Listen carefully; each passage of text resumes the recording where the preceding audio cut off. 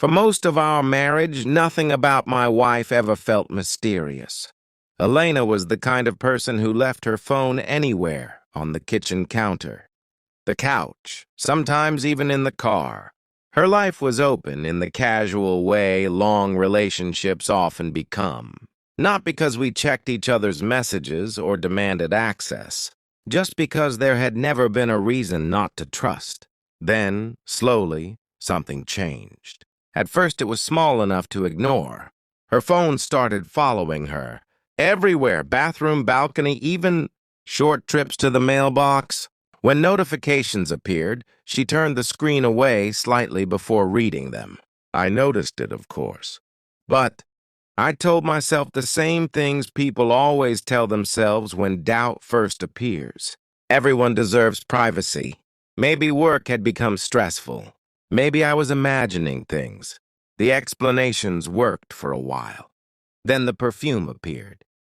Elena had worn the same light citrus, scent for years, something subtle that lingered in the hallway after she left for work. One morning, I smelled something completely different, richer, warmer, almost unfamiliar enough that it felt like someone else had walked past me.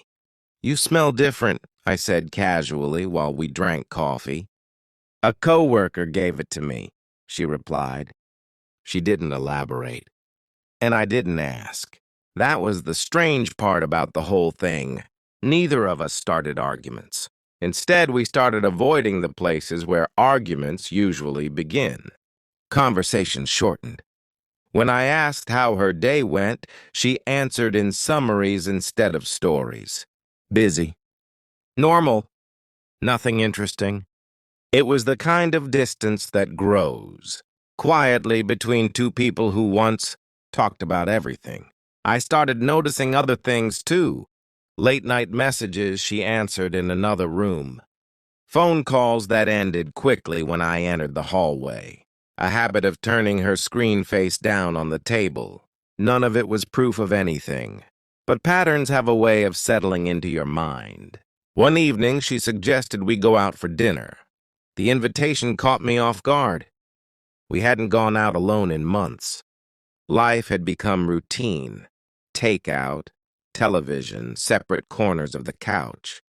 So we went. The restaurant was quiet. Soft lighting, slow music. The kind of place where conversations are meant to last longer than the meal. For the first half hour, everything felt strangely normal. We talked about work, about a mutual friend moving to another city, about a documentary she had watched the night before. But something underneath the conversation felt fragile, like both of us were carefully avoiding the real subject sitting between us. Then the moment happened. She reached down beside her chair to grab her purse. As she shifted, the edge of her skirt pulled slightly against the side of her waist, just for a second. But it was enough. I saw a thin black shape on her skin. Ink, a tattoo. It wasn't large. Just a small design along her side, partly hidden under the fabric of her skirt. Something delicate and deliberate. But it might as well have been a thunderclap, because Elena hated tattoos. Or at least she always said she did. My fork stopped halfway to my mouth. She noticed. Then she followed my eyes. For a moment, neither of us spoke. It wasn't anger that filled the space between us. It was something quieter, recognition. "You saw it," she said softly. I nodded. "How long?" I asked. The question came out calmer than I expected. She leaned back in her chair and exhaled slowly, as if she had been holding that breath for months. "A few weeks," she said. I waited. "Why didn't you tell me?" Her fingers traced the edge of her glass. I didn't know how to start the conversation. The answer felt honest in a way that excuses rarely do. "What does it mean?" I asked. She gave a small, tired smile. "It means I realized something about myself." "What?"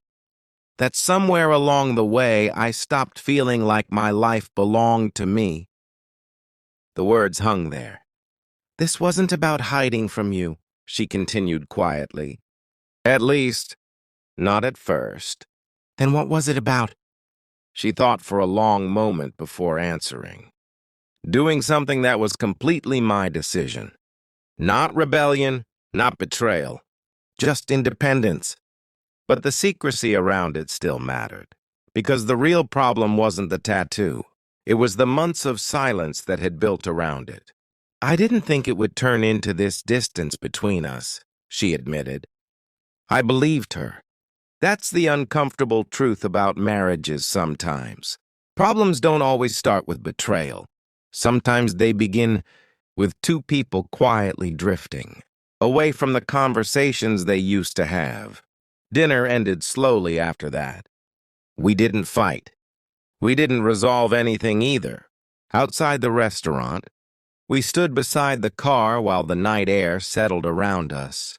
For the first time in months, neither of us pretended everything was normal.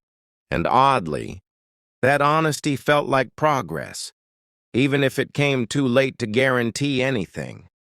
Trust doesn't collapse all at once. Sometimes it fades quietly, hidden beneath polite conversations and careful silences.